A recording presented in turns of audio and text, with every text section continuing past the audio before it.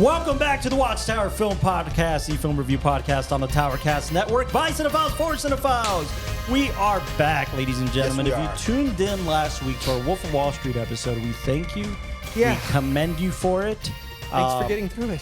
It was great. I enjoyed it, despite the fact that I wasn't here. I very much did not enjoy not being here. Yeah. Especially to wrap up Scorsese Exactly. month. It didn't I make know. sense. It was a crazy time, and as they mentioned on the pod, there's a lot of irons in the fire at the moment. Yeah. Irons we're excited about, which if you didn't hear at the intro of the last episode, we are gearing up for El Paso Film Festival. This drops, I think, 2 weeks before El Paso Film Festival. Yeah, it's the first week in September. You're right. This drops next Monday. Yeah. So this is, As of the recording, it drops next Monday. Yeah, El Paso next week. This is El Paso Film Festival's month. It's September, folks. So we are going to have the great Kevin Smith doing an evening with Kevin Smith at the Plaza Theater. Come on. Look, I can tell you firsthand. Tickets are selling out, and we're very excited about that. Yeah. So I vouch cool. for that. As of the recording, can you say how many are sold? No, I can't. But we're getting pretty close to. I can. No one will stop me. I will stop you. We'll bleep it out. We're actually doing really well on ticket sales, which Yeah. we're excited about. We want the city to show up for Kevin, and we want the city to show up for the great Lloyd Kaufman. Lloyd Kaufman's going to be presenting. We can't just the Toxic Avenger. Same day, Thursday, September 25th at the Plaza Theater. Tickets are on sale now. You go to elpasofilmfestival.org. You can find tickets there or on Ticketmaster. Yes. Lloyd Kaufman will be Kevin Smith will be doing 7 o'clock. Lloyd Kaufman will be doing 9:30 at the Plaza Theater. We have a very special surprise in store for both of those things, so just tune in because, come down. It's actually going to be very, very special surprises happening. So I can't say what's going to happen, but So I think we talked about it last time we did the podcast, like a year ago. But we went to the El Paso Film Festival. Yeah. We were there for every single block, and we were in a couple of panels. Absolutely. And this year we've had a lot more involvement. But because of that, we see how the cake's made, and we know how hard it is. But we really care about the film scene in El Paso and beyond. Yes. So we. Heart and souls are in this thing. We want everybody to see it. somebody, I think it was El Paso Live or Creative El Paso, somebody was sharing the Kevin Smith announcement recently, like a couple days ago. Yeah. And they said, though we're excited to have Kevin Smith and Lloyd Kaufman come down to El Paso, the real headline is what the El Paso film movement is doing. Exactly. And that's like exactly the way to put it. We're excited to get these legends down here, talk to everybody and meet everybody. But we're excited for what's happening in El Paso. And that's, by the way, that's why they're coming. Again, we don't want to reveal too much of how the sausage was made. It's pretty boring. But to get these guests down here, I've been having conversations with these people for a long time and telling them you got to come down to El Paso. Hunting El Paso's really there's something special going on in El Paso, and they believed it.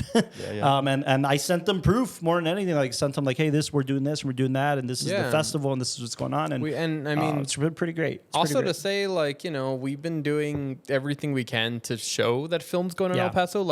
With the last short that we did, somebody from the Texas Film Commission came down. They did. They were on set, and that was really special. We think they're actually coming down for the film festival too, so we'll see them there as well. So another thing to note is that regarding what's going on to the El Paso Film Festival, Tower related, we're actually premiering our latest short film.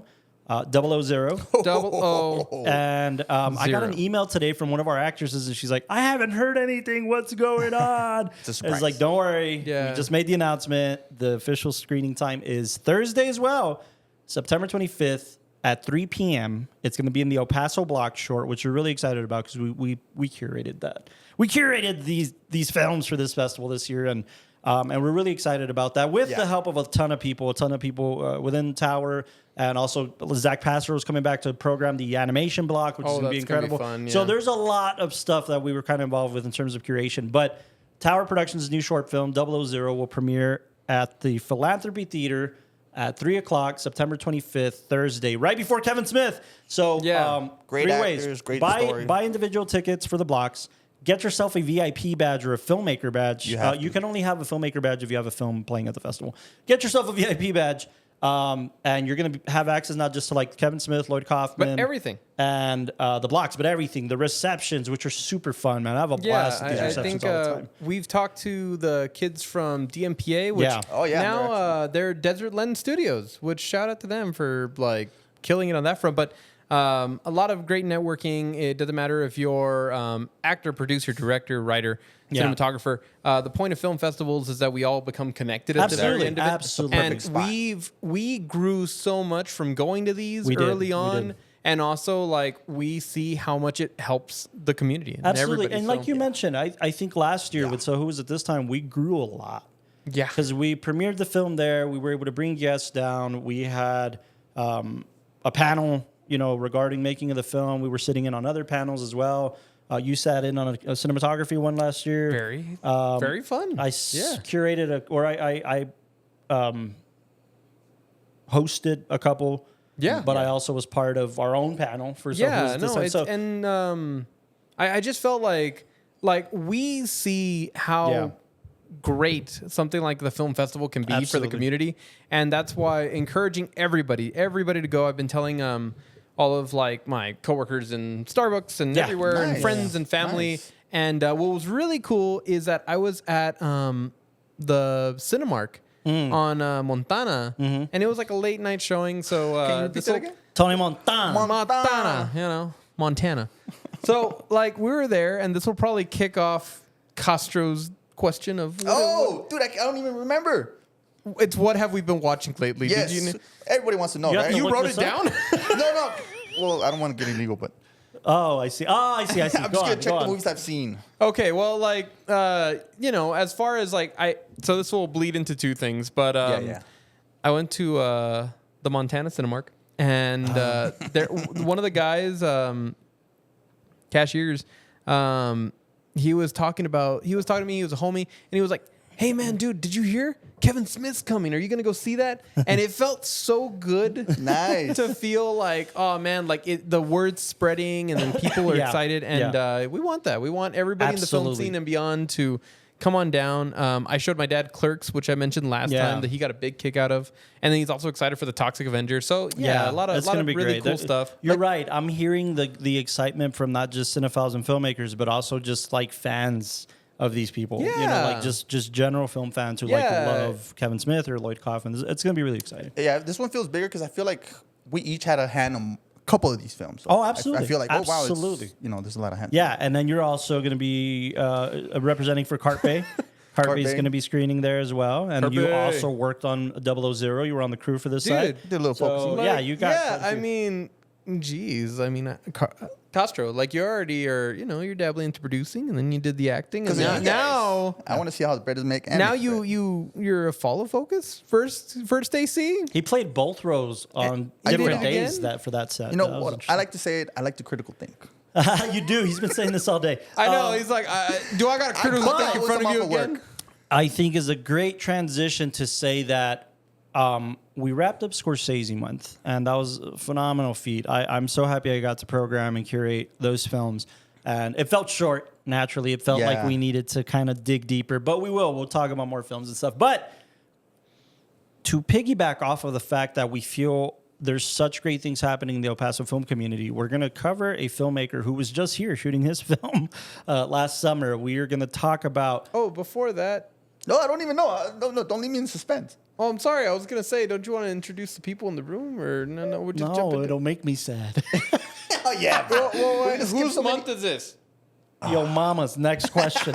You're right. Mr. Michael Alao, Your mama got taste. offering a cinematography perspective. Officer Dello, reported for duty. Mr. John Eric Castro offering an acting perspective. Dewey. Doogie. Dewey. Doofy. It's Doofy. Is Doofy or Dewey? It's Doofy. Fuck.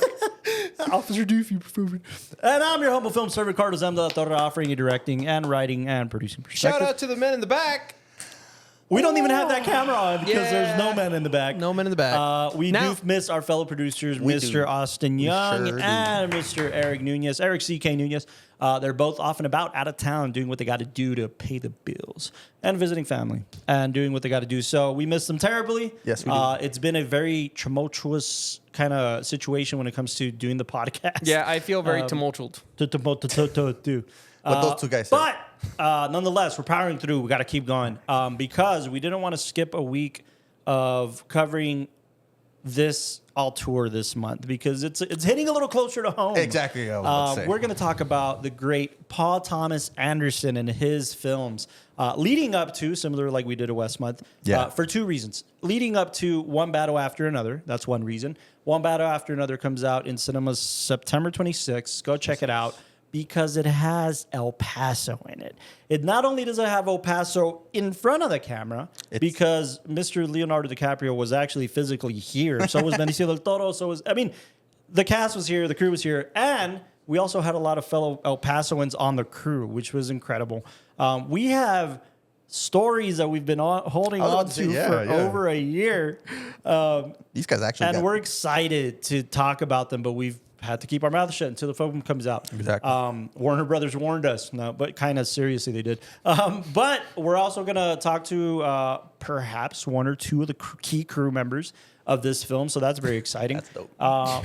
Perhaps. Thank you. No, it's going to be very honored. cool. It's going to be No. the PA right here. Was that you were doing on set, Mr. Bob? Hey. Hey, reporting for duty. Where do you need me? Like, go stand on that corner and stop being weird. I got it. No, but lots of great stories. But yes, One Battle After Another. If you can, it's as I understand correctly, it's encouraged, highly encouraged, A, to go see it in theaters. Yeah. And B, to go see it in IMAX because it's Paul Thomas Anderson's first IMAX film ever. And he shot this thing in VistaVision, which hasn't been done since the 80s. You have no idea how incredible this is. I think since before that, I might be wrong. I think it might be since the late 60s. I love when you nerd out like that. VistaVision is interesting because on some filmmakers' accounts, it's poor man's IMAX. It's poor man's 70 millimeter. On the other side of that coin, it's such an interesting way of basically just taking a film magazine and flipping it so that it's a wider frame. But it's like, again, it's like IMAX before IMAX, really. It's a very interesting technique, and we got to see it. We got to see the backwards magazine on the camera, which was pretty cool. But anyways, again, go watch it in theaters. We are leading up to that, and we're going to cover One Battle After Another on this podcast as soon as it comes out. And we'll have some behind-the-scenes stories. That's all I can say. Just tune in for that. It's going to be a lot of fun. Thank you, Sensei. But, yes, courage, Bob. I feel like I need to sneak in my question about the movies a little bit earlier. Because now You're right. No. Before we do, I like that. You're absolutely right. No. You gave him an alley-oop earlier, but you didn't take it. That is true. All right, real quick. Nah. It's a Monday. I like to ask what you guys watched in the weekend. Yeah. Over the weekend. Have you guys watched anything new? Yeah. Or rewatched something? Absolutely. Yeah. You want to go first? Yeah. Oh, yeah. Go get your K-popper. Oh, my God. Demon Slayer over here. K-popper. 13-year-old girl over Meg's watching the podcast. Hey, Meg. In fact, all of her friends have started watching. I'm sure like, they have. Keep watching. Hi, Jenny. Hi, guys. Hey. What's up, gangsters? Yeah. How you doing? Welcome. Players. No, so Meg very graciously bought me a ticket to a sold-out theater for K-pop Demon Hunter. You almost said the other thing, didn't you? No. Go on. No, but she bought me a ticket. She did. Thank you, baby. I Oh, my appreciate God, dude. That was... If it makes you feel any better, I don't know if you knew this or if you paid attention to this, but Austin got dragged to it too. Really? Austin went on Sunday. Yeah, no. to screen it. Austin apparently, his sister's really into K-pop, yep. and has her fandom. And Yep. Meg was messaging Austin about who's her bias and all this kind of stuff. So I feel like with K-pop, every 2 years, they kind of like recycle. They kind of like change it. well, here's the thing Every that's crazy. 2 years, it hasn't only been around for like say 5 years. I don't know. No. It's been like Here's 5 what different happens. bands. Here's what happens. So there's a big group, but apparently there's companies that sign contracts, and when you're under the contract, you very much have to be.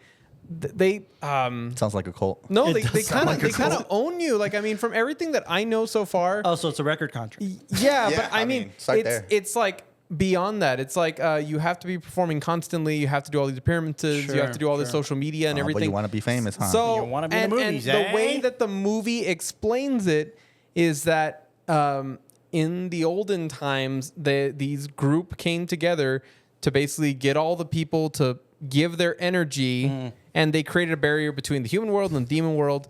And they get that through fans. So the more fans you have, the more you can protect the barrier. That's what we want to teach our kids. Yeah. Yes. If you're more popular, you'll win. No, and then what happens is that the demons are like, Here's the kicker. oh, I know how to like beat them. We'll play their own game. So they start a rival Boy band. which some of the characters fall in love with, but they're demons and they're humans, and then the half demon, half human. What is this film called? K-pop Demon Hunter. All right, check that. But I'll say this. Positive notes. The animation style is amazing, but I think that's just coming out of Sony Animations. Like right now, I think for being an animator, there's such a boom in that style, that blend, where it's a mixture of comic book and also they take a lot of inspiration from like the K-pop culture, which is really interesting. Right. So to me, it's more my intellectual brain was chewing over the sociology of K-pop and Korean mannerisms. But yeah, anyway. So K-pop Look. Also, hold on. So we know you. The audience knows you. don't look at me. What would you rate that? We know you, dude. I would rate it. Yeah, you gotta be just because honest. Meg's listening doesn't. No. You gotta be true to yourself, bro. Okay, because we've watched so much cinema, I'm gonna rate this a very fun 5. I'll take it. I believe it. A fun 5. that's good. In yours and everybody's defense, there's 2 things to note about this particular thing. I was telling you guys this. I was listening to Fat Man Beyond. This is one of Kevin Smith's podcasts. With Mark Barrington. Mark Barrington, he's a very interesting screenwriter. He wrote like for Castle Rock and all these sorts of things. He's a comic book writer. Very knowledgeable. I got to see these 2 guys talk live at Scum and Villainy in LA, and very, very like great conversations. Mark, as a revered kind of screenwriter, he loved it. He was like singing its praises and stuff like that. So. And Kevin, on the other hand, was like, "Yeah." Anyways, but you know what's interesting about it? Like, I mean, and I'll say this towards like animation. I'm really fascinated that I don't understand. Like, Meg's telling me more about the culture behind like K-pop and how it all works. And they had these like glow stick things, and I was like, "Oh, that's fun. You got a souvenir from like the concert." But no, apparently that's a big thing, and that's how you show which fan you're connected to, and there's like factions, and that's all really fascinating. But when they shot the film, but on top of that, when they shot the film, it feels like a concert movie, but it's animated. So they play with depth of field, and they give you a very really good perspective of the scale. Like I even noticed like all the moments that they would shoot either at the concert or at the venue felt realistic. Like recently I just went to like Coldplay, and that was like the biggest show I've been to. That was incredible. But I was amazed at how much they were able to replicate that feeling in an animated film. No, that's fair. Look, that's interesting. I'll say this.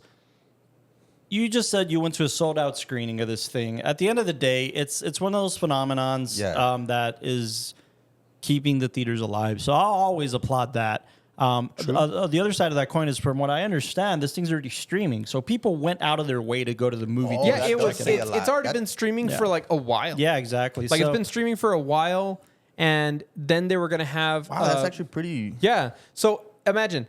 People can see it on Netflix at home, and they've been seeing it to the point that now the one I went to, it was a sing-along. So everybody knew all the songs and everything. My crazy ass is going to go see Hamilton on September 5th. Okay, so I understand. What's wrong with Hamilton? What's the matter with you? You're a hip-hop head. You're a hip-hop head. Denzel, calm down. Very cool. Anything else you've seen that you want to? My mom's been really into sitting with dogs. What do you mean? Is that a movie? Or? No, it's a show. Okay, I dig it. What is it? You also fed ducks at a pond. I fed ducks at a pond. No, sitting with dogs. I see a pattern here. No. I've seen it too. I'm smelling it. I just have very simple taste. So Sitting with Dogs is a show where a dude goes to like shelters and then you know, like when you go into a shelter, Oh, the dog's don't like, tell me no, that. hear me out. So you know, like For when you 2 go cents into a day. you know when you go into a shelter and like the dog's like shaking and shivering. No, yes, I can't watch those videos, dude. No. I get too emotional. But, so what he does is he sits next to them. Yeah, I saw that coming, bro. No. That wasn't that high. No. I mean, But you have to understand. You're shitting me. crazy but he coincidence sits- with the title, huh? I've seen videos like that where they like kind of start throwing a little bit of food. It's like an hour long Yeah. each episode. And We're moving on from no, this. No, wait, What have you watched? real quick. No, but like when he sits, and then at the end of the video, then the dog. Yes, he stands. No, no, and then the dog ends up feeling comfortable with the dude. I've seen those. Yeah, Right it's now awesome. I skip them, dude, because I can't. Yeah, my that's heart it is can't take heavy. it. I'm with you too. Yeah, I my can't. heart can't take it. Stand up for too long. Well, you sit. I can imagine you do. You're sitting right now. Moving the on. dog. Moving on, Carlos. Yep, moving on. How was This your is a weekend with the cinema movies? podcast, not a sitting podcast. Although we are sitting. Fucking my seat. We're not talking about other people sitting, Delao. I just thought it was a good. You asked what I watched. I watched. We asked what films you watched. Yeah, you said it like it was a TV It's series. an hour long. I don't That's a care if it's YouTube 2 video. hours long. It's If not it was cinema. submitted to a film festival, it would be in the features category. But So it's not like a YouTube episode. It's a real like. It's a feature. No, it's a show. It's Yeah. a show. It's a series On YouTube. I know, in On your YouTube, defense, CK brought up some show he watched last episode, so Yeah. I don't know. It might be allowed. Yeah.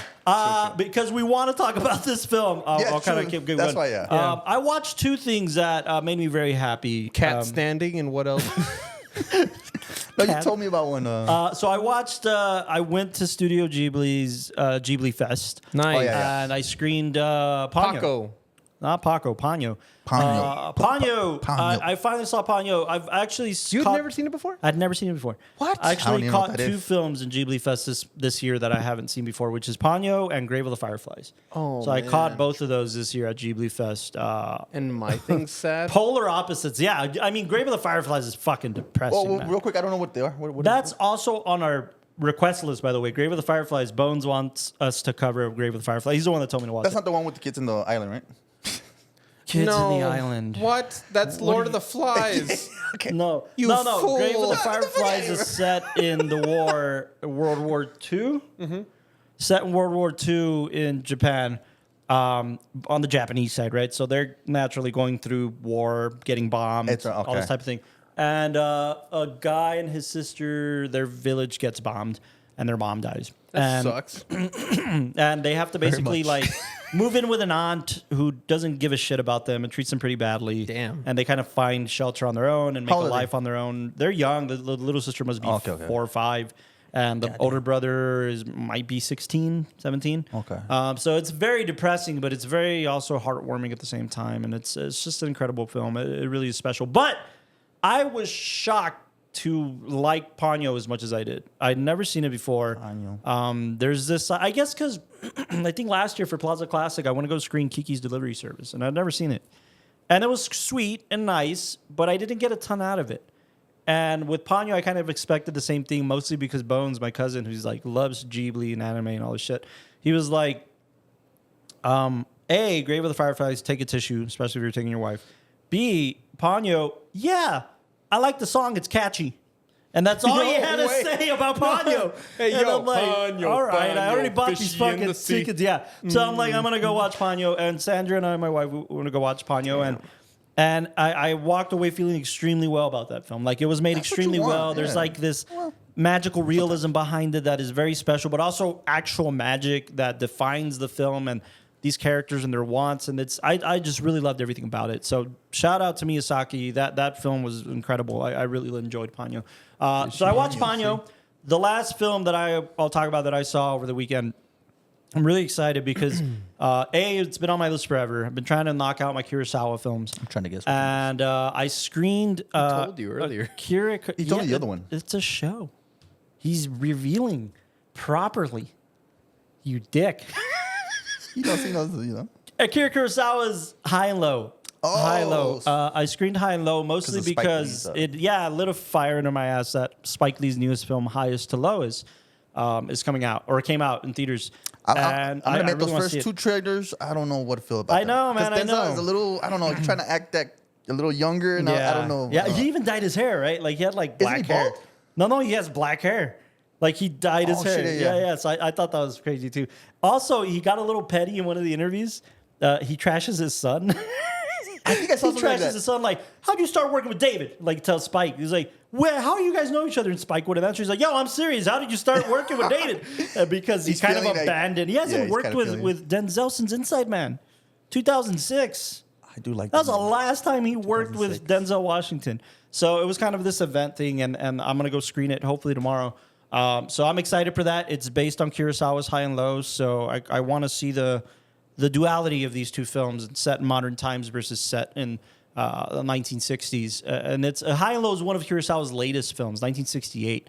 So later than Seven Samurai, and his career started in the 40s. So seeing High and Low was very interesting. Seeing Kurosawa get modern, and it's still a black and white film, but it's a film about an investigation about a kidnapping that becomes a very cool, interesting juxtaposition. Basically, they kidnapped this rich, who they think is a rich kid's son, and it turns out they kidnapped the boy, like his friend. His It's just best like a friend. little boy that was with him, and it happened to be the son of the rich guy's driver. So like it presents this whole thing on like, will I pay the money for this peasant, or will like He's not as challenge the willing to, status but- quo? yeah. I'm about to make the biggest moves in my career. It's a really, really cool exploration. So High and Low. I feel like I gotta watch the original just to kind of like appreciate. I the- think that's why I wanted to watch Yeah, it, right. just to see how much I can appreciate Spike you Lee's have take to, on yeah. it. And personally, I know a lot of people didn't give it a lot of love, but I loved Spike Lee's last film, The Five Bloods. I I haven't said seen it it. properly. It's DA, Blood. Five Bloods. It's a really interesting film to me, set in Vietnam, and Chadwick Boseman's last performance too. So I really loved that film. I don't know why that film like swept me off my feet, and I just think Spike Lee's always been a very talented filmmaker and storyteller, and Do the Right Thing, and She's Gotta Have It. All these great Do the films. Right Things work. I'm sorry for being mixed up in my filmography. It's okay, man. It's not Spike Jonze. It's Spike Lee. that was not your Trial of Chicago 7? Nah. Who was that? That was Wasn't Aaron. that- Didn't Aaron Sorkin write that? question. Wasn't Shannon Conan wrote something like that? No, Baron- Sacha Baron Cohen he was stars in it. I think Aaron Sorkin directed that. Can we? I can check for you. I think Aaron Sorkin. No, directed. put your phone away. Why? I'm checking. No, don't check. It's fine. Have a Thanks. conversation. Nobody else is here. Yeah, it's true. We still gotta. Yeah. Chicago 7. Okay, Castro. Anyways, yeah. What you do? No, I recently watched the new Superman film, and I'm Oh, we torn gotta talk between about it, this. dude. Yeah. Everybody, I've been hearing a lot of people say it's good.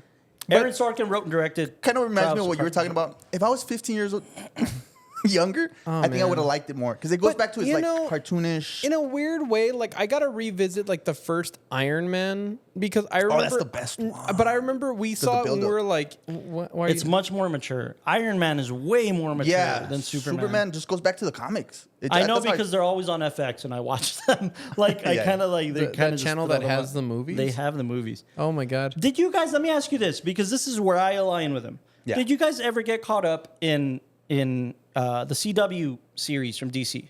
Supergirl, The Flash, Arrow. My family got got to super into the Flash, Smallville. and then they dropped it like Okay. midway through because they Same. were like, they were like, the guy's crazy? they were like, it's just drags like Yeah, yeah, yeah. forever. Like at first you think it's gonna like take you somewhere, and then once they finish an arc, then something new yeah, happens. yeah. Fun. I mean, but that's TV. That's TV, That's what I'm about to say. forces That's you what to I'm do that. noticing That's what it. you guys There's no hate other TV, that way. It does drag on Yeah. certain things. They don't know when to finish. But if you guys got caught up in it, to me, it has the exact same feel as the CW DC shows.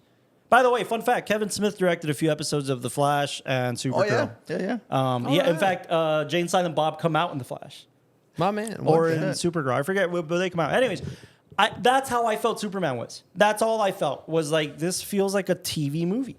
I didn't like it in the slightest. Ooh, that's a good take on it. Yeah, because it was kind of like corny. That kind of like. The one thing I do say that it has for itself is it doesn't go with the big names, which I find that kind of refreshing. Like the cast, you mean? yeah, it's a new Superman. We haven't really seen him in other films. That actor, I really liked him in a show called Hollywood. He did a Oh. Netflix show called Hollywood Yeah, by yeah, Ryan yeah. Murphy. Ryan Murphy's known for Glee and musicals. but he did a show called Hollywood, set in the 1920s, 1930s, around the silent era, and basically a Peg Entwistle. If you know Peg Entwistle's story, she's notorious because she jumped off the H of Hollywood. Oh. She committed suicide. that, and yeah. this is like a thing. This is actual lore in LA and Hollywood.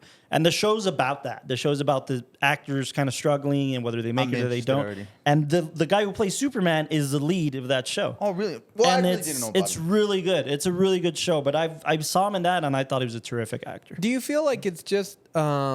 He's good, yeah. I think that DC and Marvel have both just had to go through this big flip and rebrand. Yeah. And they basically realized like, oh, whatever our franchises were before, they're not really doing too well. Like after Justice League, like that whole like was that still Schneider? Yeah. Justice League was still Schneider. In fact, I think it was the last thing. Yeah, that gritty undertones and Yeah. all that kind of stuff. Yes. And I feel like they were like, oh, nobody's caring about this, so I think it's just the kids. With you gotta Gunn- get people to go to the theaters. Yeah. I maybe. just think with Gunn, it's meant to be like we're gonna wash that out. That was and the start- intention. Yeah, That was the For intention. sure. And Go James back to the Gunn, comics type vibe.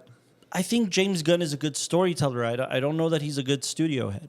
If you don't know about DC Studios, though, the property is owned by Warner Brothers. They operate as an independent studio. What happened with The Rock? I thought he was gonna. But James Gunn's a phenomenal storyteller, and I think the intention was there to give a revive to these, but it's the same intention every fucking 3 years, man. Like to revive these superheroes again. Yeah. I remember The fifth feeling very good about Matt Reeves' Batman, right? Everybody did. Pattinson. Yeah, it's actually. And then remember- it fucking went nowhere. Yeah, you know? I remember when they canceled the second one, I think.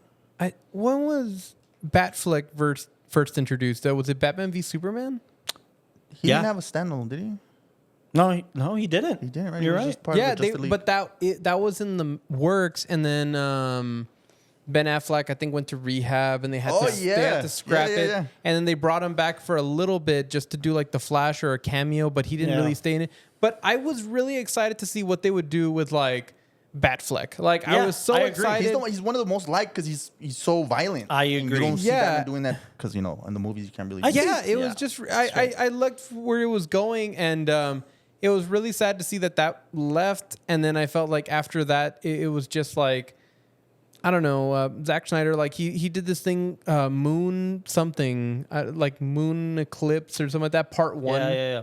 But it was supposed to be this big Oh, expansive yeah, universe dude. thing, Yeah. and I I forgot the haven't actor. heard any news I of think him there's trying to continue it. I Like think it just, there's a ton of behind the scenes stuff that's going on with the studios that is weird. There always is. But I read something today. In fact, I shared it on Instagram, and it said we've been preaching this for 10 years. The studios need to drop the $300 million remakes and give up and coming filmmakers $2 to $15 million again. You know, this was See what you could do with that. See what you could do with 2 to 15. You know, and this is how classics were developed. You know, in any era of cinema. Yeah. But I think that the I'm superhero with you trend on that. needs to die, or at the bare minimum, I think it needs to maybe become more expansive in TV.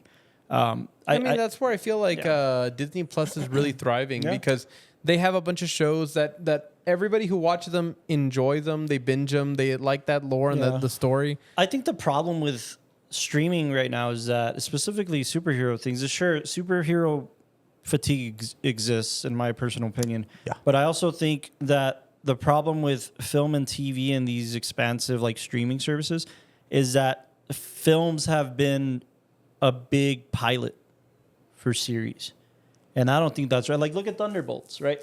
Thunderbolts is set up to be... I heard that one's actually pretty good. but it's a movie that's going to be turned into a series. That's so sad. It is, And- but and they feel it's- just like big-ass commercials to be like, hey, let me draw you back in here, kids. Yeah. It just doesn't feel right. That's a good segue. Yeah. So speaking of actual cinema, No, but yeah, let's talk about what we're here to talk about Boogie today. Nights, As baby. much as I love this segment, and we're going to keep doing this, I just let keep- us know what films you watched this weekend, too. We are here to talk about Paul Thomas Anderson's Boogie Nights. yeah, I hear the soundtrack in my get head, dude. some. Yeah. I'm just hearing it. Boogie Nights is interesting. It's one of those things where like we similar to Scorsese and all of the filmmakers we've covered. Yeah. Everybody, when I tell people like, hey, we're going to cover this film or this film, to preview this, first of all, Eric C.K. Nunez was the one who curated these picks. This is his favorite filmmaker of all time, PTA. Yeah, that's why he's here. Aside from Kubrick, I think PTA is his guy. So he curated these picks. We're going to be covering Boogie Nights. We're going to be covering... I was trying to think of the next one. We're going to be talking about Magnolia. Oh, yeah. We're going to be talking about There Will Be Blood. One Battle After Another, and Licorice Pizza. Those are the 5 PTA films. Why are we leaving Licorice Pizza till the end? I think because One Battle After Another comes out in the middle of it, kind of like we did with Wes and stuff. We're kind of ending with another film. So I will say, though, I've gotten equally as many messages about, like, when are you guys doing Licorice Pizza as I have about, like, why aren't you guys doing Punch Drunk Love? So, same, yeah. Let us know. You still have time to sway us, maybe. Yeah. But yeah, I think I love Licorice Pizza personally. I love what is Punch it? Drunk Love. Punch Drunk Love is very interesting. Adam Sandler, too. you don't see him a lot like that. Philip Seymour Hoffman too. Yeah, so those are the films we're covering this month. And again, One Battle After Another is kind of the centerpiece to be able to talk about that film. Very excited for that one. Boogie Nights. Boogie Nights is Paul Thomas Anderson's sophomore film, and man, you said it earlier, Castro, while we were screening this. It's like this PTA at 27. At 27, dude, my God, dude. Yeah. Such a big bite, and he delivers, bro. Pretty incredible. And this was like PTA's like fight against the system film, because PTA had just done a film called Heart 8, which I know it was called something else. It had a different title. Boogie Nights had a different title? No, Heart 8. Heart 8 had a different title, and what PTA did was, you know, he did his film. It was his directorial debut. Smallish cast at the time. This was the guy. First name's guy. It was called Sydney. The film was called Sydney, and they changed it to Heart 8. And it stars the guy who plays the other financier in this film. I forget his name. He's the captain in Rush Hour. And I don't know his name either, but he's a terrific actor, terrific character actor. He stars in it alongside a very, very young John C. Reilly and a very, very young Gwyneth Paltrow. And I'm not the biggest Gwyneth Paltrow fan in the world, and this fucking film is terrific. So Heart 8 is where it all starts, and I'm only talking about it as a preface because we're not going to talk about it this month. But I watched it recently, like, I don't know, last year or something. You guys need to go watch Heart 8. It's really incredible. It's kind of a similar situation as Boogie Nights or some of the other films. It's this father-son kind of dynamic of this guy, like, on the side of a diner needing help. And this Sydney character gives him a chance and says, "I come with me, kid. I'll teach you the ropes of my business, which is gambling." Mm-hmm. So it goes to the casinos, teaches him the ropes of playing cards and shit like that. And it's really interesting. It gets dark pretty quick. So like this one. Yeah, like this one. So PTA had such pushback. Bless you. Salutations. So sorry. He had such pushback from the studio on cuts, on titles, on all this bullshit. So when he made Boogie Nights, he told the studio, I need 2 things. I need this thing to be 2 things. A, it's got to be over 3 hours long. I'm not going to be limited this time. And B, if I get an X rating, I get an X rating. You got to deal with it. Because it's a film about the porn industry. What did it get? Just an R? It got an R. He got his R. And the film sits at 2 hours and 35 minutes, so he didn't even meet his 3-hour thing. But the opening shot, the classic oneer, in case you didn't notice, opens with the title in the frame. Boogie Nights on the neon sign. He did it so that the studio could never fucking change the title of the film. That's why he shot it in camera. That's why he shot his title in camera. It was basically his... Damn, dude, I wouldn't... His punk rock, at 27, to take that... Oh, my God. Yeah, and then the sophomore film. But yeah, it's his punk rock thing of like, fuck the system. I'm going to shoot what I want to shoot and do what I want to do. Very risky. And this was... as rock and roll as it was to explore the underbelly of the porn industry, I mean, he had names naturally in this film, but he didn't get along with Burt Reynolds. I did read that. He didn't like the movie. You know, he didn't. And then Burt Reynolds gave him shit, man. He fought him hard. He didn't even want to do this movie. His agent pushed him into it. You know, I like that because you don't notice that. Yeah. So that's a professional right there. Or that's he insane. channeled it, right? He channeled it into the character of like, fuck this, I'm tired, I don't want to be because he was here. playing that guy, that calm and collected until he snaps. Until he snaps, yeah. And again, this film stars Burt Reynolds, Julianne Moore, Mark Wahlberg, Don Cheadle, Heather Graham, William H. Macy, Philip Seymour Hoffman. I mean, this thing's stacked. Thomas Jane. I yeah. like that guy. He's pretty John C. Reilly. Yeah, John C. Reilly. I mean, yeah, this thing is stacked to the brim. And again, it just shows you how refined of a voice PTA was. I will say. I didn't notice until this screening. I'd picked up on a couple of things this is probably my 4th or 5th time screening it. What you pick up? This time I picked up just how much he stole from Scorsese. Oh, yeah, dude. I noticed so much out of like, it. just how much he stole. I mean, look, this film's basically Goodfellas, if you think about it. Yes. Think about the scene. I'd like, forget the Wonders. Forget the Wonders. Forget but even like the diner scenes, setting, and those talks. diner settings, the red lighting for Mean Streets. Forget all that. Okay. The final apology scene, when he comes back to Burt Reynolds' character. Oh yeah, From where? when you think of Goodfellas, I was thinking of that too, where he's Oh like, my God, when he goes with the the way I'm he's sorry. like, and the fact that it's like so, Pauly. it's like so long and uncomfortable, and it's just like that one where it's like, hey, I'm really sorry and I messed up, and he's still like coming off of being just coked up and Yeah. everything. And look, I'll Definitely say Adam this. White. I will tell more stories later, but I got to hear it straight from the horse's mouth. Paul and Marty are friends. Oh, shit. Okay. Like, they're friends. They screen each other's films. They screen each other's cuts and stuff. In fact, it later came to be that this is public now, so we talk about it. But that Paul Thomas Anderson was a ghostwriter, or that's not what it's called in the but I film know what you're industry. saying. Ghostwriter. Is it ghostwriter? There's another term for it, but he wrote a uncredited pass of Killers of the Flower Moon. Basically, Killers of the Flower Moon's the version that they shot was PTA's script. How do you? Yeah, I think it was a DGA PGA thing, a WGA thing. So like, he just couldn't get credit on it. Maybe he didn't want it. Maybe he was just trying to do Marty a favor. But I don't even know. Anyways, my point is like they're friends. So like, I'm willing to bet they've developed a rapport over the years and are happy about encouraging each other of works and stuff like that. But I didn't realize how much Boogie Nights was like Goodfellas in the porn industry. Until this screening. No, and even like it has the same kind of like beats and the whole ramp up and everything. I think the big difference is that where needle drops. the needle drops is an understatement. I like that. Yeah. Like More like needle hammers. A weird kind of like parallel is we're listening to. So in the studio, we've kind of moved things around, and Carlos brought in his case of records, and I have a record player. So we're trying to make like a little record station here in the office, and just putting on things to test it out. And he was like, "Oh, throw on a 45." So what was it? A Beatles go to the movies mashup, yeah. Yeah, Beatles go to the movies. Bootleg. Yeah, the bootleg. But UK what's bootleg. crazy about it is that when you listen to it, it's just song intertwined with the next song, so it's just this weird kind of like mashup of it all, and that's what this movie was. Where it was Exactly. like the first act, if not like the first half of the film, is up till the 1980s, is just a mashup of like this song, Yeah. and then once it goes into score, which is not like just like a whatever pop song is there, that's when it hits so much heavier. Yeah. But I mean, it's so intentional, Yeah. It takes place. The film I think takes place from like 78 to 82 or 83 or something like that. 77 too, because I remember she was. Oh yeah. Isn't it like 84?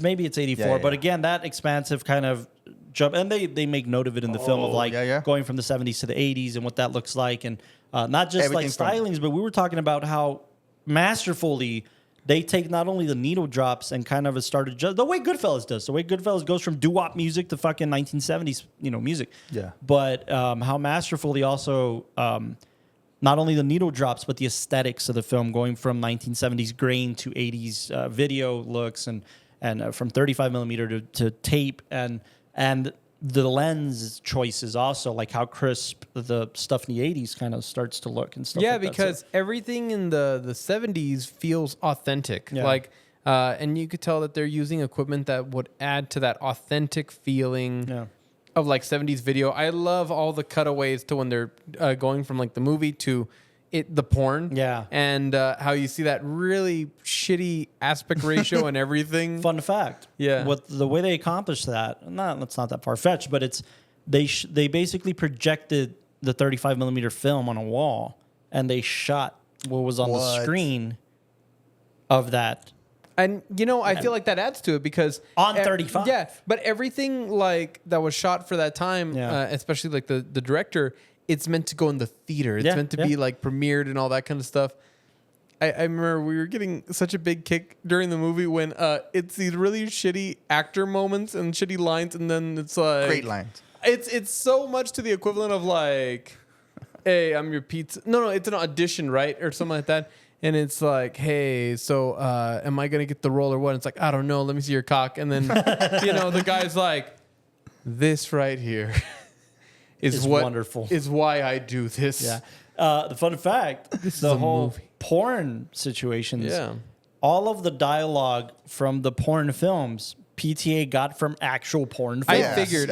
Like just to authenticate it even more. The entire time I was watching it, I'm like, there has to be some level of like research done because it's too accurate in like an uncanny way of the way that they have their dialogue, the way that it's lit, where it's very minimal, and again, I think it's really funny the character of Burt Reynolds and how he's constantly consumed with the idea of like, I'm making a movie. Like, sure, people like jerk off and whatever. But they stick around for the story. Around for the story, and the stories are so shit. What I think, well, no, I mean they are, but it's also, depending on what you're watching, right? Starsky and Hutch type of vibe. Come on. Yeah, I will say this though. I think what's interesting. Let's talk about Burt Reynolds because R.I.P.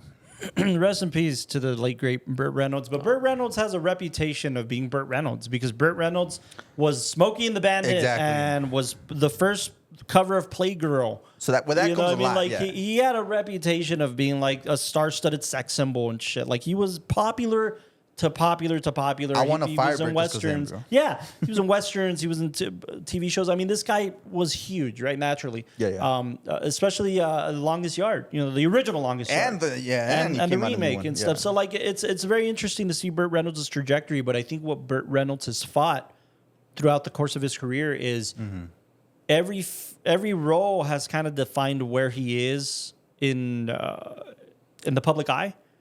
And I think that the role in Boogie Nights that he selected, he didn't want it. He fought his agent for it. His agent said, no, you need to do this. This fresh filmmaker from Sundance is killing. You need to work with this kid. Smart. The script is great. You're going to love it.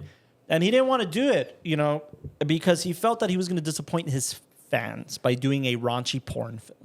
Wow. And I could see that, bro. I mean, he didn't want to let go of the glory days, And I think his character in this film is exactly that. Yeah. The transition of film and what he's trying to revere, but it's also like, I'm gonna remain true, like he said, I'm a filmmaker. That's why I'll never make a film on video, on videotape. And it's I think it just aligns with who he was as a person at the time, whether he accepted that or not. And I think that's so interesting. He didn't want to do it, and he ended up doing it. He told PTA no so many times, and PTA said, that attitude that I'm getting from you, like that's what this character needs. Trust me, you're gonna get nominated for an Oscar if you do this shit. True to form, he won a Golden Globe for this performance. Oh wow! And he got an Oscar nomination for this performance. What? And he still didn't like it, right? The crazy part of it is that, from what I would understand, is that he didn't like it. He watched a cut of the film. Granted, it came with biased taste because him and PTA fought on set. He didn't like working with PTA. He really didn't like it. And PTA has said this publicly. Must have been a nightmare on set. He was a nightmare on set. And to the point where one of the ADs tells a story that they were on set, and at one point this motherfucker started punching Paul. He started trying to beat the shit out of PTA. and stuff like that, it was just a nightmare to work with. But the film wraps, they cut it, they're ready to screen it. He screens it, he despises it. He says, I don't want any part of this. He doesn't even do promo for the film. He just completely blocks himself out from the project. Wins the Golden Globe, gets nominated for an Oscar, because he doesn't campaign for the Oscar, he doesn't get it.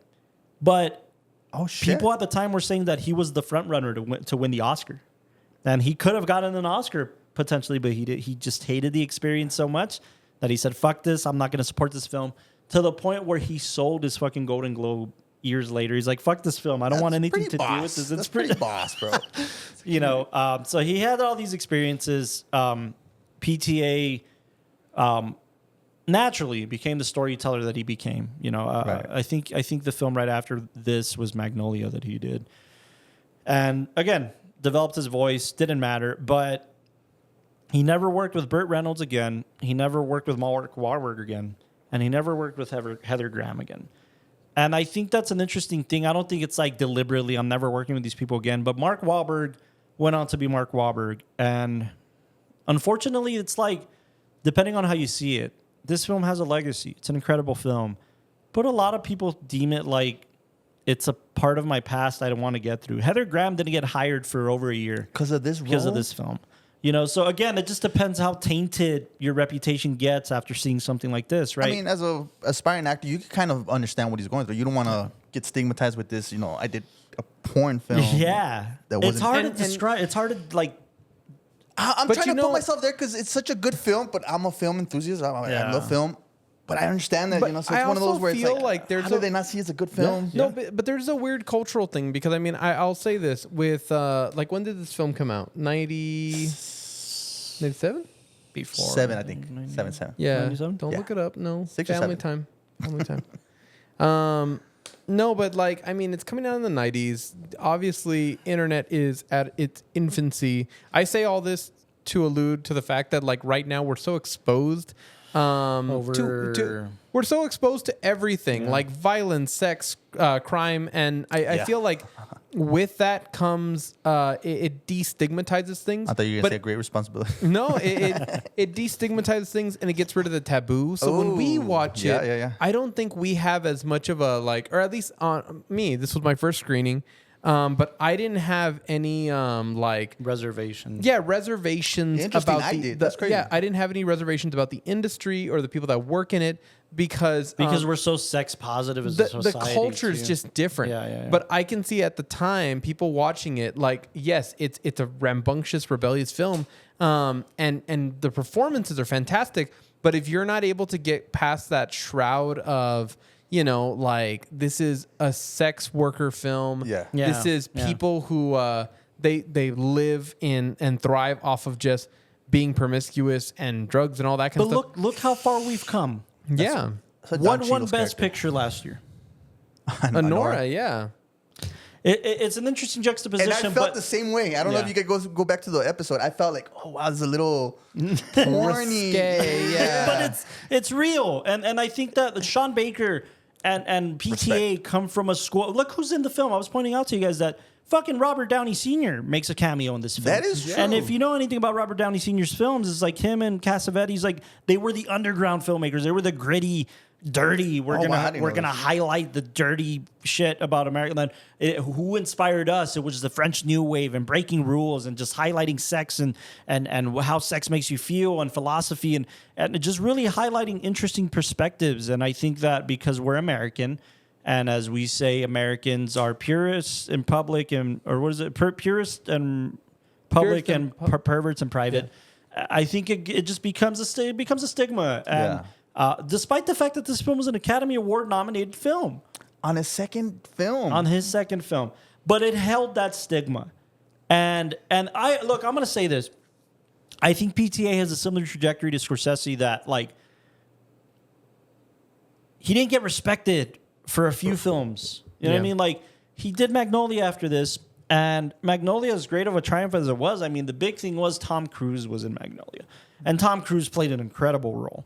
I haven't seen it. It's true. We're gonna cover it next time, but it's an incredible film. I didn't buy it until I didn't see it until this year, and when I did finally see it, it's a 3.5 hour thing, man. Like it's fucking long, but it breaks the rules in very unconventional ways. But it started cementing PTA as a voice for me.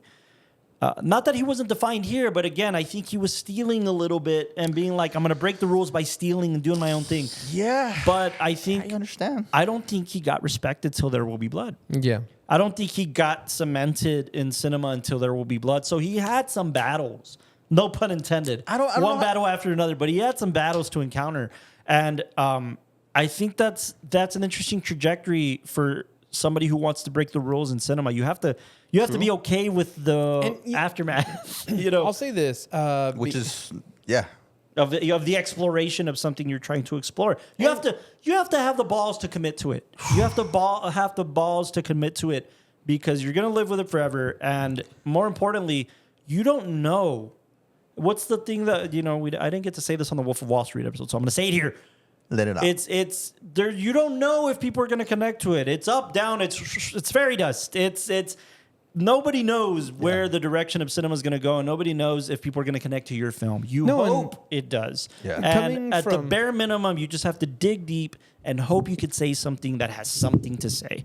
But you don't know if people are going to connect with it. You don't know. I don't care which filmmaker you are. You don't know if people are going to connect with it. You just don't. I was going to say, like, coming from the perspective of, like, being a young, I'd like to say, in the bigger scale, amateur filmmaker,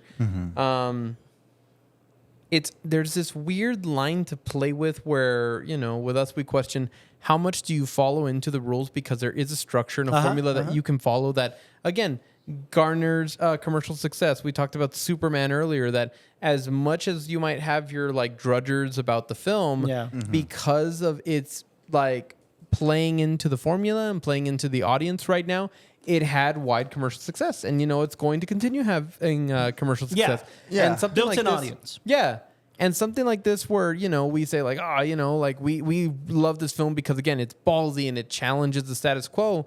There's also other people who probably feel like they're doing that in experimental cinema, and it goes nowhere because it's like, okay, yeah, sure, you're challenging it by like every 15 seconds a tit pops out, and we need to use that to describe sexuality, and it's every level. It's micro levels and it's macro levels because this is a macro film, right? Yeah. Our film, which was trying to explore something against the status quo, by the end of its run, we'll probably have gotten to 10 film festivals. In film festival kind of culture, that's very little. But still, that's. But I agree because like with us, I'll say that film, your script, it explores this idea of sexuality. It deals in something that's taboo, and it deals with. I remember the entire time we were in like pre-production and post-production, it was always meant to be a Clutch Your Pearls film, but it was saying it's gonna do that to you, but it has more to say. And if you're able to get past the opening scene, which is like, this is what the film's talking about, this is what the conversation's gonna be for the rest of the film, you're gonna get so much out of it. And I feel like that's actually pretty good for this because you're sharing this sentiment.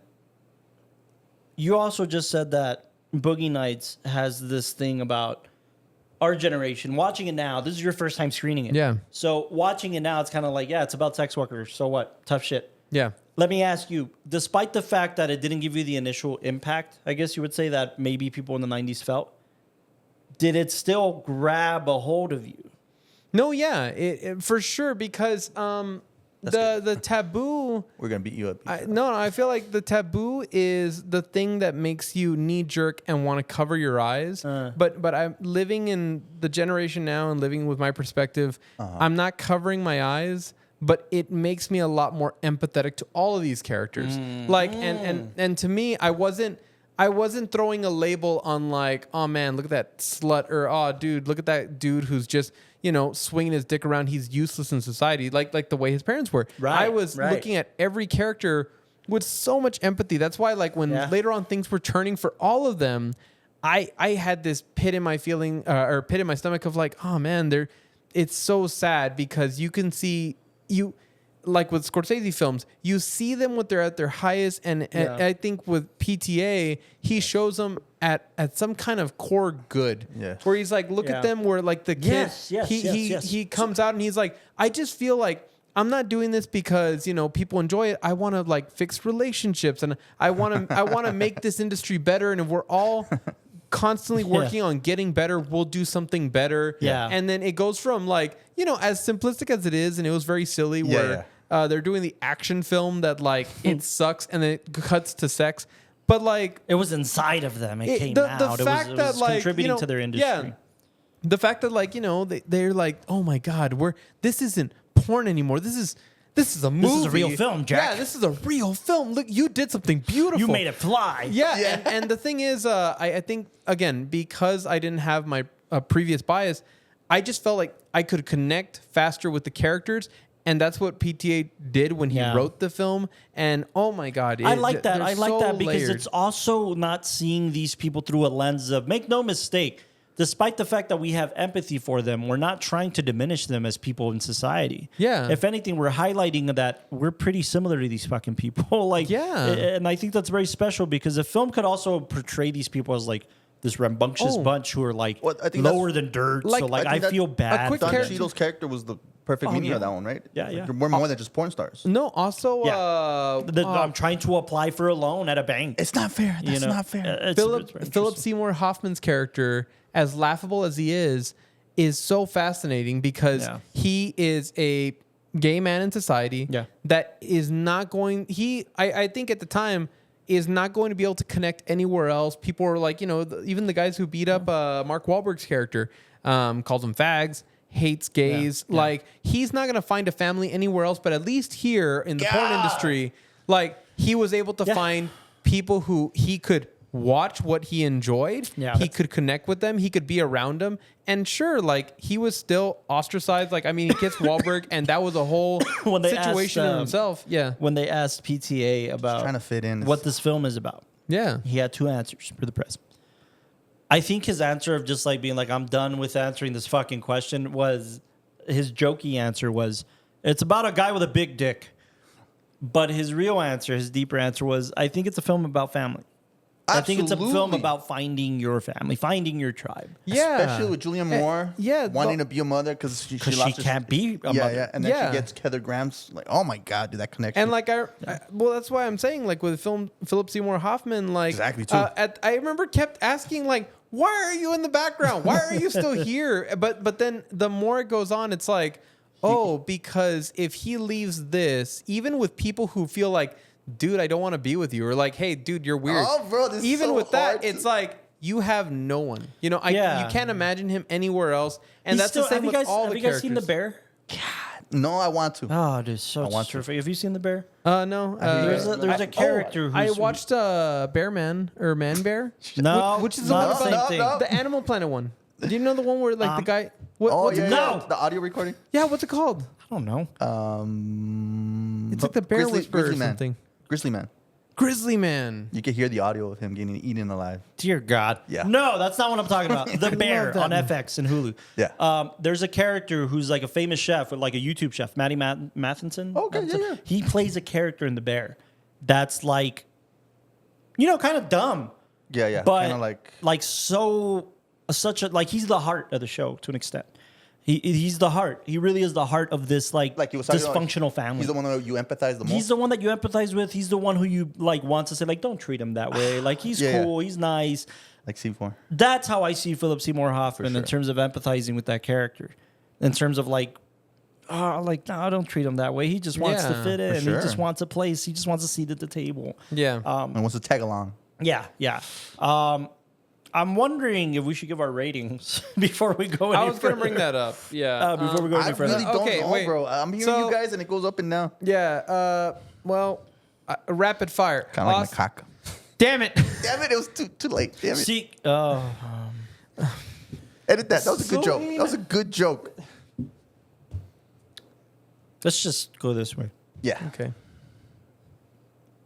9.5. Wow. That's a little high. Like, I praise. want to give it that high score, but High praise. high praise, yeah. It's to me. It's good. Ah, damn it. We haven't explored a lot of it yet, other than the fact that it's this punk rock controversial thing. But to kind of summarize the opinion I'm having right now, one is beautiful intentionality when it comes to cinematography. I always am fascinated and have a lot of reverence towards cinematographers who capture visuals from an era, because it's trying to reimagine working under those conditions, trying to capture something that's outdated and replicating it. And every time they do that here, it looks super accurate. But on But top it's of also that, not overstepping the director's yeah, vision. yeah. It's a very clearly a PTA film. Yeah. But that's the thing. Like visually, this film has so much to learn from when it just for it being like periods and time and what the visuals look like for such a niche audience. Absolutely. Again, we're talking about like porn theaters. But then on top of that, I've from the PTA films I've watched so far, it's amazing the way this man handles an ensemble because you look at the story and you would want to think that okay, I've seen directors where they have a handful of characters that go on this long journey together. I mean, think of like Lord of the Rings, right? I feel like we see those where it's like, oh man, it's so impressive. But the fact that when you watch this, he's balancing an ensemble that all is connected in some way, but they all have their own lives. And anytime he jumps to any of them, it feels natural, but you're also very much invested. Like the Don Cheadle character or like John C. Reilly or any of these little side quest characters where it's like, oh, wow, like it's so heavy. I mean, even Thomas Jane's character. Even somebody as simple as like William H. Macy where my God, he gets 3 beats.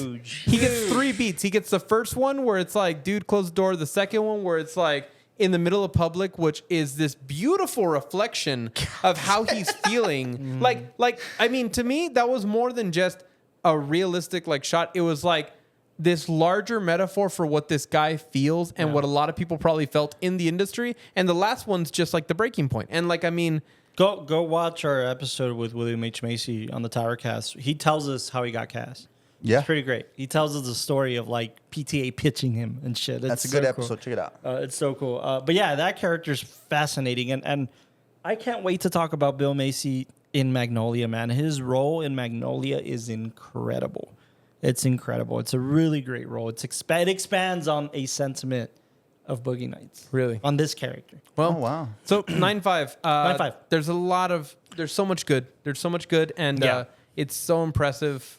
I mean, maybe if I lived with it longer, I'd give it a lower score and I'd see something, but I'm seeing so much in it that it's fair. It's fair. Let me go next because you want to go next? Yeah, I know you're gonna sweat when you give your answer. Just gonna go deep into it. I'm probably gonna go a little bit less. I'll probably go 9.4. I really do like it. I like everything about it, bro. I like how a little bit less is 0.1 lower. I mean, it's a Yeah, you're I was expecting man, 8 or something. I'm about to hit the floor. 9.4. Yeah, no, because I really like it. I mean, it's obviously the American dream through the porn industry. And Yeah, that's interesting. Yeah. You know, you see this guy Living going in America. Out of time. No, yeah, and then New I York see City. like Mark Wahlberg's character. It's fascinating because I read somewhere where Leo was gonna get casted. Leo was offered the part, and I think that by would've the way, the arc, the Leo arc gets completed this year because he was offered the role of Dirk Diggler. Yeah. And he was already committed to Titanic, so he had to say no. He didn't want to. He had to say no. Good choice. Oddly enough, Wahlberg was offered his role in Titanic. He turned it down. He was offered the role for Titanic? He was offered the role, and then no. he turned it down. Great casting directors. And Leo said, hey, you should get Mark. Leo put him up for this role, for Dirk Diggler. It's perfect. He put him up for it. So he was just like, you should do it. They had just worked on the Basketball Diaries together. So they were friends. They've been friends. Yeah, true. And the reason I say that his arc gets completed is that Leo says, my biggest regret of my career was turning down Boogie Nights because it was a voice of my generation. It was the film of my generation. But it wouldn't have been good for his career. You think so? I think Leo's always broken the rules that way. The image, the iconic, you got the physique, you know. Nah, dude, I could definitely see Leo playing it. As a porn star, what he brought to the table? But I do...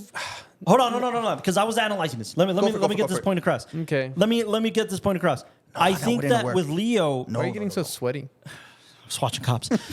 I think it gets completed because he says, like, because I turned it down, me working with PTA now, they just released that article. I could see that. But as far as the porn thing goes, or not even the porn thing, that character, that dynamic of a character, I think what Leo could have done in Boogie Nights, I saw happen in The Departed. No. Yeah. That character, the character of wanting to belong and saying, I can do this and I prove myself. But you still need the image. What image? The heartthrob. He's the guy that can dude. It's fucking Leo in the 90s, but I'm talking the full package, and I'm not. You know. No, but I'm talking about the full package, right? Somebody that could act. Obviously, Leo would have probably killed it, but you also got to look the part. Leo you don't think Leo looked the part? Not the porn star part, not at all. Especially at 98. He was too young. No, People said but he was too young for that's Titanic. the thing, Yeah, dude. yeah. No, Mark but okay, Wahlberg. That's why I'm saying Mark Wahlberg was Yeah. still kind of fresh.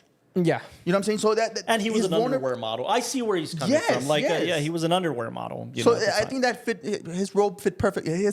Him for that role fit perfectly because he got the look and he's got the talent. That's He's fair. got the Whereas I think with Leo, he would have just missed the part with the physique. Like, it would have He been too never had the distracting. physique. It would have been too distracting. Like, No, I mean when you think porn stars, you think of big dicks. dude, Ron Jeremy was the biggest porn star in the world. Look at that motherfucker. No, but I'm thinking about your classic. By the way, PTA followed Ron Jeremy around for a year in preparation I for love this that. film. Yeah. That's really? crazy. Just to see what. In fact, Just Ron right Jeremy next to had you, a right? cameo that he cut out. what? Yeah. Is it in the DVD? I think so. I think there's a lot of deleted scenes for this one. Really? He cut out like 28 minutes of this film. Yeah, but Ron Jeremy had a cameo that he cut out entirely. Wow. But yeah, God, I was not expecting this film to be this. Like, This punch. I didn't know what it was gonna be, and I'd always seen the poster. Yeah. And I was like, to me, I just thought it was gonna be a Pulp Fiction with a Boogie soundtrack. No. I know, but that's what I thought it was gonna be. that's fair. It's fair. The way it's marketed is interesting. I mean, but how do you market this film? You know? How do you market is this true. film? You How do remember you the bring last scene people? of the movie? That's the poster. Okay, hang on to that thought because I have a question on that. But I already forgot my first one. No, you were talking about Wahlberg and the acting front, but you gave it a 9.4 because you felt like. Oh no, yeah. One thing I noticed because of you guys talk about this a lot is how in the beginning you get those Marty Scorsese shots where they're kind of slow and they're showing you the whole environment. Yeah, towards sets the up the end, world. The clips are quick, because the same thing is happening in the story. Cocaine Right? driven. Yeah, dude, I really love that Goodfellas. aspect. I know Goodfellas. Yeah, I really like that. I liked it. Yeah, that's fair. That's fair. But yeah. 9.4 is the first score. You know 9.5 what's- is also. Stop saying that. You always say this. There's no correct answer here. I mean, to you, it No, is. I was saying, what's your score? I wasn't gonna say correct answer. Bullshit. No, genuinely, Bullshit. I was not gonna say that. Comment if y'all thought that. I was 'cause not he gonna always say that. says this. No, So I wasn't gonna say I'm that. leaning more towards a 9.1. So that's the correct answer. I'm leaning more towards a 9.1 because as great as I think this film is, What do you You've think it seen him lacks? do more. unfortunately, and this is unfair, dude. This is unfair. It's already I'm a unfair. director. This is unfair, but I have to say it. What? I see so much Scorsese wrapped That's up not in this. bad. No, I didn't say it was. It is bad because remember when we did the Joker, and this man was like, "Oh, I'm gonna give this one an ass." It wouldn't be It wouldn't be fair. Don't get me wrong. PTA did it with much more intentionality, Bro, much more everybody steals vibrato and originality. But I just can't unsee the Scorsese. As an example, the fucking final scene, right? The final Oh, let me talk about it. I want to ask that, but yeah. The final scene, I couldn't help but see Jake LaMotta. That's Raging Bull. That's right out of Raging Bull. Yeah. Is talking in the mirror and saying, "I'm a star." And His I'm the final like speech. that's the Jake LaMotta speech from Raging Bull. Yeah, How does anybody not see that? Did you catch that? This is I what I did. like about that character. He's finally confident. Yeah. He's Oh, talking- and he becomes a good actor. yeah. I mean, throughout the He's acting but well in, this in one, that in that scene. last scene where he's talking to himself, he's being confident, he's going over his lines, and then he finally gets up and shows his. He finally breaks. He's like, "I'm a star. I'm a star." He's not that confident yet. I kind of saw that like, oh shit. No, it's very interesting. But again, I think that's why I think sit at a 9.1 because as the trajectory of PTA's career progresses, I can't wait to talk about Magnolia because again, I watched Magnolia. I was like, "What the fuck is this?" There's frogs and musical numbers. What the fuck is this? You don't know what to think of Magnolia upon the first screening, and then you sit with it for a little while, and you realize like, oh, it's the original voice we wanted from this kind of character. It's also PTA playing with like game shows again, or for the first time rather. I'm intrigued. And stuff like that. I mean, you see that revisited in Licorice Pizza and in other films, but I think Magnolia for me and There Will Be Blood began this thing of like, oh, this Paul has arrived. Oh, okay. Paul has arrived with original takes on life. And again, that's part of the reason why I love Licorice Pizza so much because it's not trying so hard. It's not trying so hard to be cinema. It just happens to be cinema. But because he's telling a very special story about unconventional and orthodox love. And I think that's really special in a very specific time. I think that's so special from a voice. So I think I can't give Boogie Nights higher than a 9.1 because then where would that put all these amazing films that he did after That's the fair. fact? That contain more originality and that's weren't not just fair. like a love letter to Scorsese.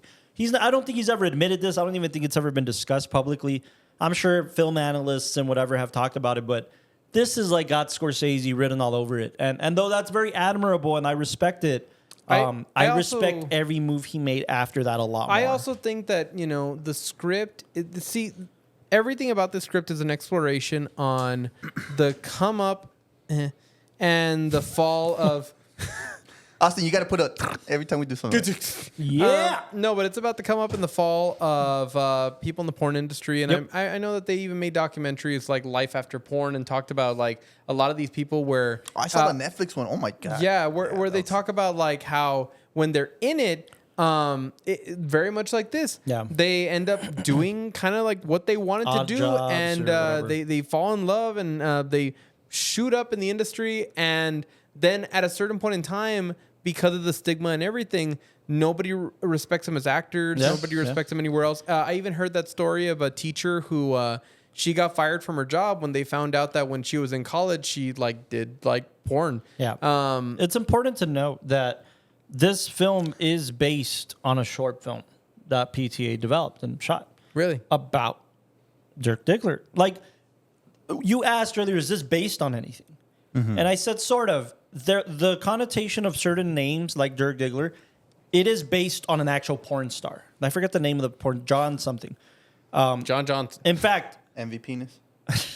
but it is based on certain elements of certain porn stars. In fact, the wife of Bill Macy's character, that actor, she's a porn star. She's straight up one of the most popular porn stars okay, of I that thought you were era. gonna say, okay. So like, the short film is a mockumentary of Dirk Diggler, the porn actor. Oh, like the one that was there, the documentary talking about like his. That's what the original short is. they A kinda like snuck it in mockumentary. there. He got inspired by Scorsese films, and this is Spinal Tap. That's where Boogie Nights was kind of birthed out of. Wow. So it is highlighting fiction. It is fiction, well, all intents and purposes, but it is highlighting an aspect of the porn industry. Yeah, I just feel like when it comes to talking about like the fall of Rome, which Yeah. I tried to mention. With Scorsese. With the last one we did, Wolf of Wall Street. Nobody can do it like Scorsese. Like I feel like Well, when you M. look Night's at anybody, right behind. M. M Night, Night, he's crawling, but he's right behind. yeah, he's getting old. But if you look at it, like Nobody way, can. the Nobody way he absolutely. masters this trajectory, you know what I find so fascinating with like Scorsese and even in this case PTA, which was the biggest parallel for me, the emotional connection. That there's a moment in time I'd like to think every audience member wishes they were in that seat, and that hook. Yeah. Once you got that, like once you've gotten a taste of it and you see that hook and you're there, then that's what makes the second half of the film so painful. But that's why I respect Magnolia and There Will Be Blood. In some capacity, one might argue that There Will Be Blood is the rise and fall of Rome. yeah, but with a much more interesting voice.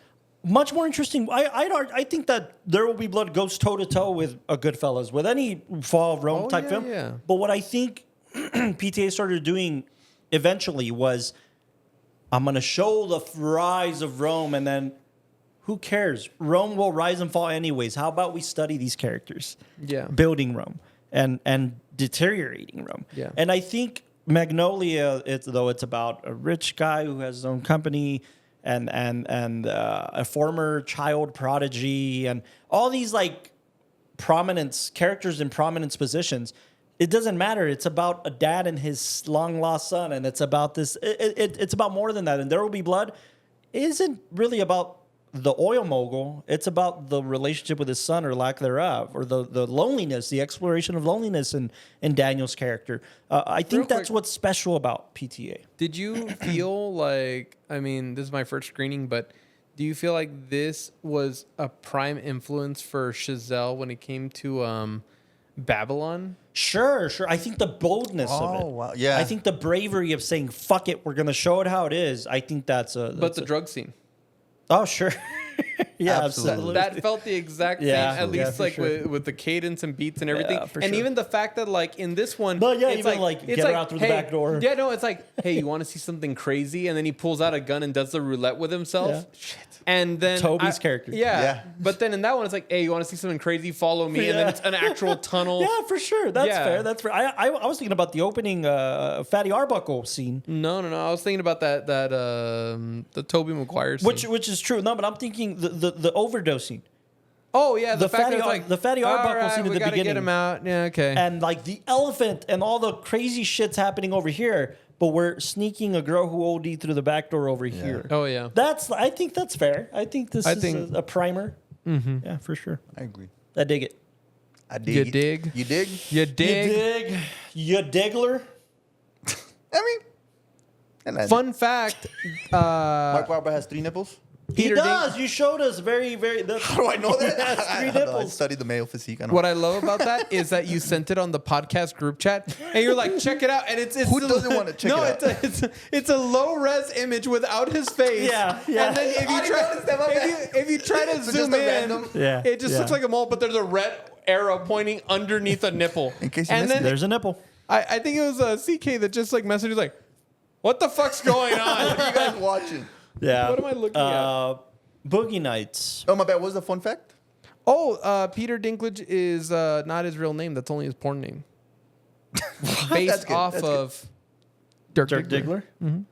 Dirk Diggler, Dinklage, No. the Dink. No. The dink. Yeah, he's like about to get dinked. You No. know? But Keep going. You almost got speaking of Peter Dinklage, the mantra right now is show the fuck up for the Toxic Avenger remake. Oh, yeah. Go check it out. Yeah. I don't know. Show the fuck up. Apparently unwatchable film Right.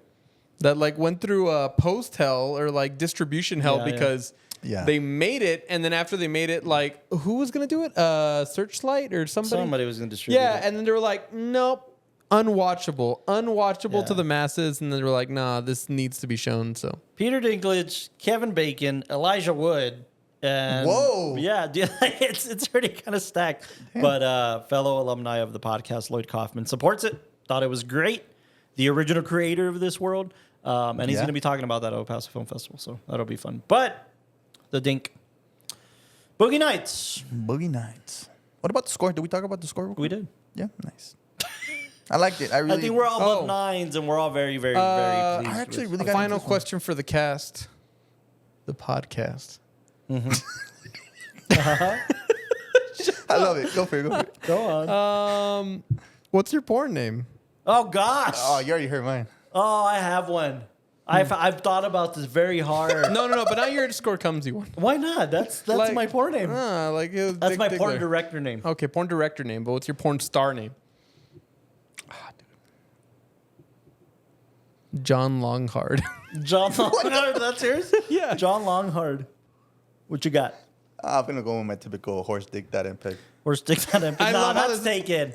That's I know, like I know, I that know. exists. Let me think Man, of I don't know. one. The Vagina Slayer. Bob Slobodon. Hey, that's a good I one. like one from How I Met Your Mother. It's Lance Hardwood. Lance Hardwood. Yeah, like I like how you know what? I love how Mark Wahlberg's character got super deep and heavy and emotional with like There's a blue neon sign. Yeah. It's like I've been yeah. having this like In the this jacuzzi. vision. Like I close my eyes and I can see it, and it's outlined in blue, and it's perfect, and you know, like, Outlined and in as purple, it yeah. flashes, I get just emotional. Dirk thing. No, he says, and it's a neon sign, and it's a purple outline, but the sign explodes because of how just like crazy the name is. Yeah, it's like, and then he makes it sound so explosive, and I mean, he really drew me, and I'm like, oh my god, what's it gonna be? And then I read Dirk, and I was like, what the fuck? There's this joke in How I Met Your Mother about porn names and porn conventions and stuff that like there's a guy who's a porn guy and his name is Ted Mosby. And there's this whole thing of like, there's a porn dude and his name is Ted Mosby. Ted Mosby's the name of the main character. Okay. It's like, I gotta find out who this fucking guy is. So they go meet this guy at like an adult film convention. And he's like, why the fuck are you using my name, dude? I'm Ted Mosby. He's like, oh shit. He's like, dude, when I was a kid, I had a bunch of kids beat me up. And you stepped in. I was a 4th grader and you were a 7th grader. And you like fucking saved me from these bullies. So I said, whatever I do with my life, I'm going to honor the name of Ted Mosby. No way, really? So that's good. He's like, oh, dude, I appreciate that, but I'm trying to make my name as an architect, so I kind of need my name. And he's like, oh man, I didn't mean to upset you. He's like, also, I just feel bad. Like he wasn't convinced. He's like, I also feel bad because my name is actually Lance Hardwood. He's like, you know what, man? You don't know this, but that's a great name in my industry. So he's like, I can see it now. Ted Mosby, sex architect, starring Lance Hardwood. Same thing in Boogie Nights. It was Dirk Diggler as the fucking, what was his name? Is spy the 007 Jack guy? Hardon or whatever. Jack, yeah, with that fucking thing. Fuck, I forgot the name. But they were the similar porn names. And the fact it that was they a had character within a character. Yeah, it's stage names for a character. It's so great. I love the line that he gave. It's like, okay, I'm gonna tell you once nicely. Where the fuck is she, bitch? And then like slaps her or something like that. Oh my god! I'll get it out of you. And then he like starts. Oh my god! That's great. I need to watch it again. Yeah, it's absolutely. It holds. It still holds. It's gonna always hold. with something that big, it's gonna hold, baby. It's gonna hang a little bit. So many layers to Boogie Nights, and definitely worth the exploration multiple times. This is a very incredible film. For a and, second year, man. For a second film character is insane. It's insane. Well, every character. Like with every Auteurs month, it's going to be exciting to explore more of what he does because, I feel like when you watch one of these films in isolation, like I think a lot of people do, like Boogie Nights is his like staple film. You feel like, oh, that's such a great thing, and he did it. But when you look at his filmography, that's when again we see the maturing of the voice. Yeah. And like I know There Will Be Blood. I know Licorice Pizza. And I know this one now. Yeah. But I'm curious to watch again that voice expand. Absolutely, man. There's so many unrelenting things. CK and I talk a lot about The Master, and The Master is this exploration on cults and Scientology, and Philip Seymour Hoffman's probably best performance of his career. Joaquin too, right? Joaquin did terrific. I haven't watched that one. Wow. He did pretty good. I had somebody tell me recently, and because we're not covering the two Joaquin films, I think we could talk about this. Somebody told me, like, I think Joaquin and PTA were just never meant to work together, man. Like, it's 2 for 2 shitty movies. I don't agree with that sentiment. I think both films are actually pretty good. I really enjoyed Inherent Vice. Really? But Inherent Vice and, if you think about PTA's list, Inherent Vice and The Master are not in the top 5. Yeah. Really? Yeah. No, they're not. They're good films, but they're not. Yeah, they're I don't not know what to think Boogie Nights. They're not There Will Be Blood, No. So I think that's an interesting sentiment of like, Joaquin and PTA probably just didn't. They haven't knocked one out of the park. So that was interesting. But anyways, we're going to talk about Magnolia and There Will Be Blood, One Battle After Another, Licorice Pizza. It shows different sides of PTA, which I think are very interesting. All set in the different side of LA. All set in LA. PTA's from the Valley. He's from San Fernando Valley. And that's where he tells his stories. Similar to Scorsese in New York, similar to Tarantino in certain parts of LA also. M. Night in Philadelphia. You in El Paso. Nice. Us in El Paso. So I think it's very interesting to explore the voice grow even in protecting all of his like caveats of filmmaking, but still expanding his voice. I think it's so interesting. Very, very. I love it. He also did all the Haim videos, if that does anything for you. He did something for him. L'Chaim? Yeah, what is that? Haim is a band from the San Fernando Valley. Oh, okay. It's 3 sisters, and they're pretty great. They write pretty great music, but PTA directed all their music videos and shit. Nice. He also worked with Tom York and Radiohead. Oh, Anima. Wait till watch it with me. Anima. We do need to watch it together. PTA, ladies and gentlemen, Auteur month, and this is our last Auteur of the year. We're gonna shift over to other shit for the rest of the year. Thanksgiving month. Mm-hmm. We're gonna watch poetry, guys. But seriously, PTA, let us know what you think. Let us know what your favorite PTA film is. Yeah. Make sure to like, comment, subscribe, and share. Spread the word. We got Yes. some, like, seriously. Yes. PTA month is going to be super exciting. I promise you, because not only do we have PTA month and some special episodes coming up, this month alone is going to be packed with guests. That's going to be pretty cool. You got to That's stay all I'll say. tuned Yeah. in. So, tune in. Guest movies, film festival. Please go. Yeah. Good banter. Great people. Ooh, nice. Absolutely. Austin CK, we miss you. We miss you And guys. Thank also- you, Salim, for filling in on the last episode as well. Thank you guys for doing And that episode. also Delo for killing it as the host last time. He Absolutely led the killed game. it. He killed it. I tried. You Dude, did. you're You steering got to the do like boat, Brad we're Pitt. If rowing, you're gonna you say got that. the motor. I try. That's good. That's No, good. that looks like Dirk Diggler Yeah, doing bro. something. That. I'm a star. By the way, That's like I you, also I wonder if surrender. it's a predecessor or like a precursor or primer to X Pearl specifically, and Maxine. I'm a star. Maybe. Yeah. I'm a star. Specifically Pearl. Specifically Pearl. I'm going to go watch some porn when I get home. Hey, this is about porn. I know. X is about porn. Like, Porn wow, I star. just really Dude, want that's to But been also hard. think about it. Maxine is an exploration of an ex-porn star trying to be a respected actress. Yeah. That's what Maxine's about. But isn't that also X? Well, X No. is just No, X X is was just straight just- up. We're gonna go make Yeah, a we're gonna porn go in to- the to a late cabin. kids. Yeah. Okay. And Pearl is obviously Pearl is a predecessor, or Typical a girl. precursor of all of them. But Pearl Yeah. is really about this girl obsessed with becoming a star. That's very interesting. nice. It's my favorite of the trilogy. I love Pearl. I Pearl's have so them all three of them. I just watched X. And Oh, it yeah, kind you of creeped gotta me watch out. all three It of kind of them. creeped me out, but But I liked it. all you need to know is that X was like after he finished X, he was more interested in the old lady and her character. Yeah. And that he That's was what Pearl's about. and the thing is, Oh. he says That's- I was so infatuated with this character that I created that instantly after he wrote the script for It Pearl, was right? it was a 'Cause Star that was Wars what- aligning thing because it was during the pandemic.